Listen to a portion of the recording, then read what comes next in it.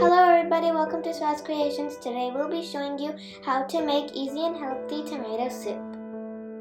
Here are the ingredients.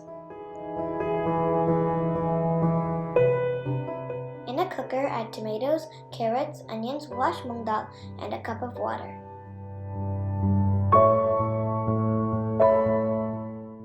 Cook them. After vegetables are cooked, blend it to a smooth paste.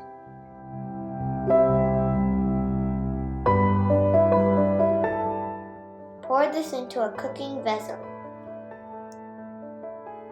Add some water and boil it.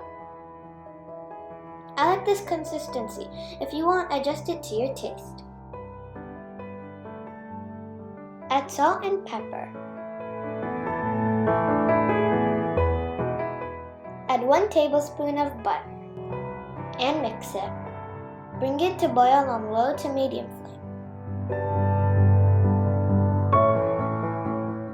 Add lemon juice, mix it, and turn off the stove.